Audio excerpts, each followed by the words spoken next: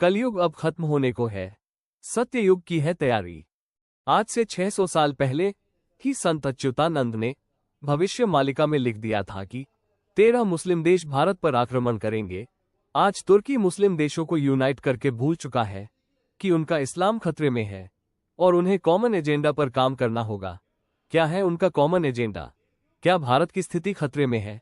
भविष्य मालिका कहती है कि 2024 से तीसरे विश्वयुद्ध की शुरुआत होने लगेगी।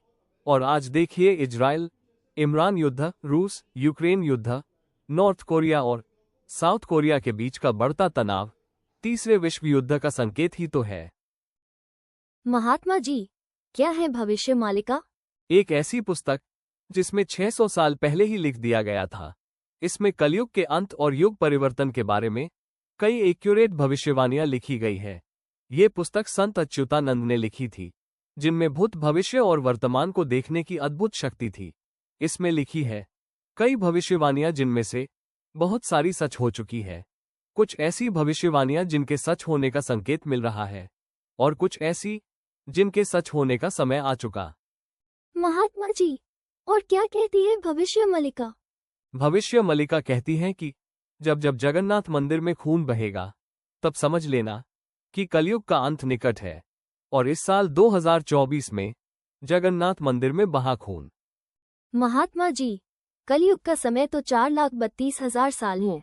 वैसे तो कलयुग का समय 4,32,000 साल है, लेकिन संत अच्युतानंद की इस पुस्तक के अनुसार कलयुग जल्द ही खत्म हो जाएगा, क्योंकि कलयुग पापों की वजह से कट गया है, यानी कि कम हो गया है।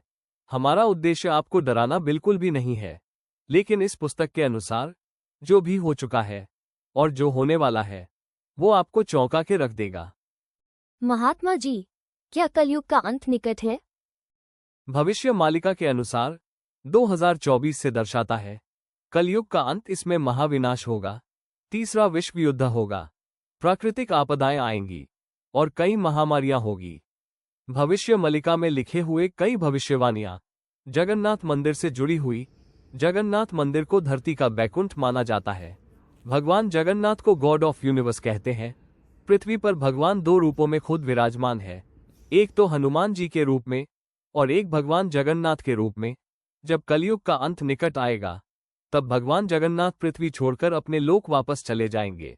भविष्य मालिका कहती है जब जब जगन्नाथ मंदिर में कुछ अशुभ संकेत मिलने लगेंगे, कुछ ऐसी घटनाएं होंगी जिन्हें देखकर ये समझ में आ जाएगा कि कलयुग का अंत निकट है। इस पुस्तक के अनुसार जब जगन्नाथ मंदिर की गद्दी पर 19वां राजा राज कर रहा होगा और उसकी कोई संतान नहीं होगी, तभी कलयुग का अंत निकट होगा। वर्तमान समय में वे राजा गजपति जी विराजमान है, उनके कोई संतान नहीं है और उनकी उम्र लगभग 74 साल है। इस पुस्तक के अनुसार उनके रहते ही कलयुग का अंत होगा। पुस्तक में लिखी थी एक भविष्यवाणी की जब जगन्नाथ मंदिर का प्राचीन बरगद का पेड़ गिर जाएगा, तभी कलयुग का अंत निकट आने लगेगा। तो उड़ीसा में 2019 में एक फानी तूफान आया और उसमें एक बहुत ही प्राचीन बरगद का पेड़ जो जगन्नाथ मंदिर में था वो गिर गया। और उसी के बाद दोस्तों, कोविड की महामारी फैलने लगी। इस साल 2024 में जगन्नाथ रथ यात्रा के दौरान भगवान बलभद्र की मूर्ति अचानक गिर गई। भविष्य मालिका में लिखा हुआ है कि जगन्नाथ मंदिर की मूर्तियां कई बार गिरेंगी और जब स्वयं भगवान जगन्नाथ की मूर्ति गिर जाए, तब समझ लीजिएगा कि कलयुग का अंत निकट है। भविष्य मालिका की एक भविष्यवाणी है कि जब जगन्नाथ मंदिर का नीलचक्र टेढ़ा हो जाएगा, तभी समझ लेना कलयुग का अंत निकट है। देखिए, मई 2019 में तूफान की वजह से जगन्नाथ मंदिर का नीलचक्र टेढ़ा हो गया था। 19 मार्च 2020 को पापनाशक एकादशी वाले दिन जगन्नाथ मंदिर के झंडे में आग लग गई।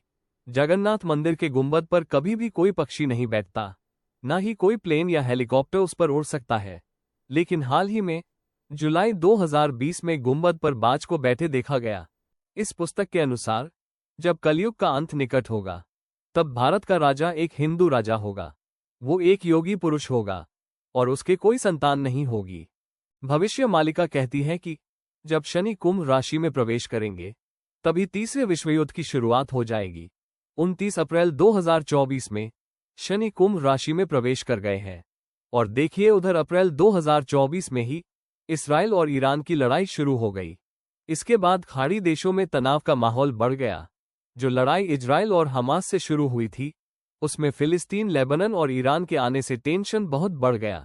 कई मुस्लिम देश लेबनान और फिलिस्तीनी की मदद कर रहे हैं। ये तीसरे विश्वयुद्ध का संकेत ही तो है।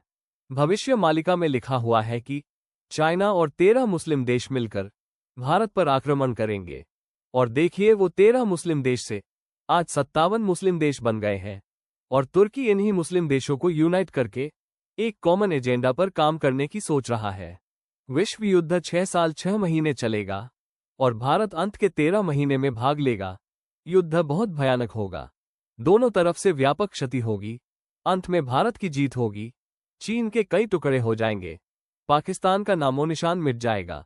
8 अरब की विश्व की जनसंख्या में केवल 65 करोड़ जनसंख्या ही रह जाएगी और अकेले भारत में 35 करोड़ ही रह जाएगी।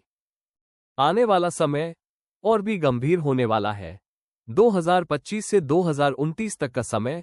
मार्च 2025 में शनि मीन राशि में प्रवेश करेंगे और जब शनि मीन राशि में प्रवेश करते हैं तब होता है महाविनाश। महात्मा जी, क्या इस दौरान तीसरा विश्वयुद्ध शुरू हो जाएगा? हाँ बच्चों, विश्वयुद्ध शुरू हो जाएगा।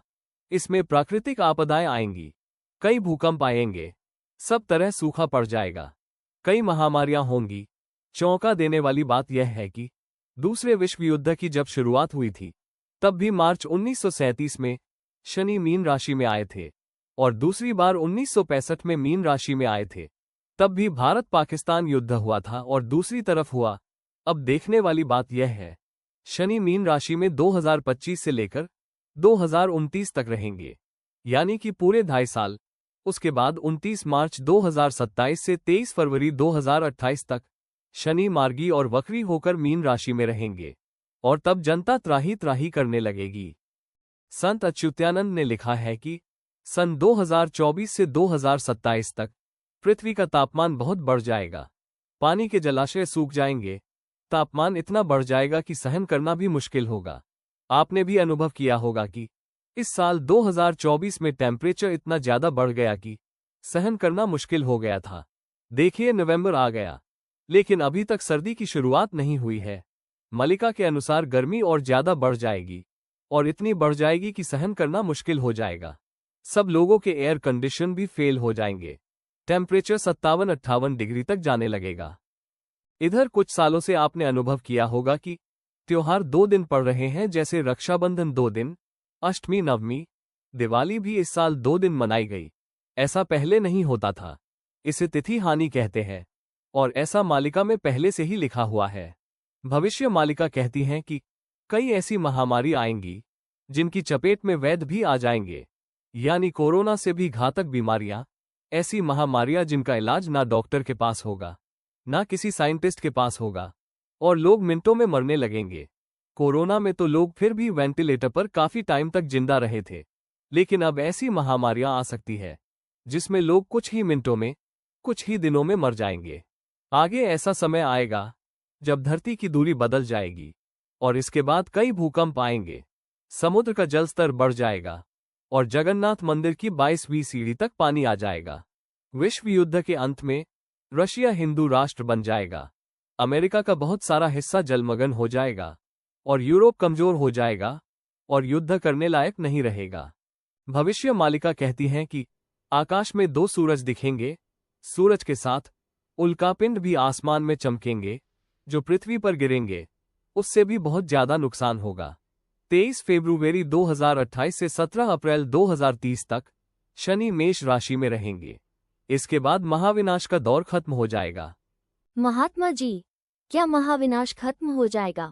हाँ बच्चों, भविष्य मालिका कहती है फिर एक समय ऐसा आएगा जिसमें नवयुग का सृजन होगा। बच्चों, में कोई भविष्यवक्ता नहीं, लेकिन भविष्य मालिका में लिखी हुई बातों का सच साबित होना। इस पुस्तक में लिखे हुए हैं ऐसे देशों के नाम जो उस समय अस्तित्व में भी नहीं थे। है महात्मा जी? हाँ बच्चों, जैसे पाकिस्तान, यूक्रेन, लेबनान आदि। ये उन संतों की भविष्य को देखने की शक्ति को दर्शाते हैं। और बच्चों देखो तो सही, इस समय विभिन्न देशों के बढ़ते तनाव जो सीधा संकेत दे रहे हैं कि तीसरा विश्व युद्ध मंडरा रहा है। जो भविष्य मालिका के हिसाब से कलयुग का अंत दर्शाता है।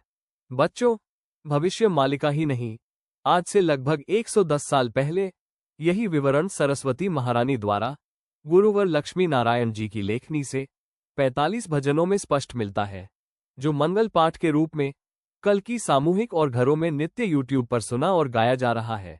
यह मंगल पाठ तो इतना प्रभावशाली है कि इसके सुनने से कोलकाता की सुश्री रश्मि गनेरीवाल ने बिरला के विरुद्ध मुकदमा जीता। महात्मा जी, विश्वास नहीं होता, आप कह रहे हैं तो सत्य ही है। तो क्यों ना बच्चों, आज से ही हम अपने जीवन को भरपूर जीना शुरू कर दें और वो सब कुछ करें जो हमारी चाहत है। इसके लिए हमें बस कल की भगवान के अनुभवों के हिसाब से सुबह हंसते हुए श्री कल की महामंत्र जय कल की जय जगतपते पद्मापति जय रमापते महज 3-4 मिनट गुनगुनाना है। तुम्हारे शब्दों में फ्रेश होकर भगवान का दरबार खोलकर 8 बार की नमस्कार करनी है। एक भजन गाना है, गाए जा गाए जा गाए जा। कल की नाम प्यारा, सुमिरन में है सच्चाई, संसार में है धोखा। गाएगा नाम कल्की का, पाएगा सुख अनोखा। इसी के साथ अपनी दिनचर्या चालू कर दीजिए। 2 समय की कल्की जी की आरती करें, जो बहुत सारे पापों का नाश कर देती है और धन संपदा तो बिन भाग्य के अपार देती है। महात्मा जी, मजा आ गया। बस इतना करने से इतना मिल जाता है। हाँ देखो तो सही, मामा जी को भी तो मिल रहा है। अच्छा महात्मा जी, और कुछ? यही नहीं, इससे कलयुग की शक्तियां भी हमारा अनिष्ट नहीं कर पाती।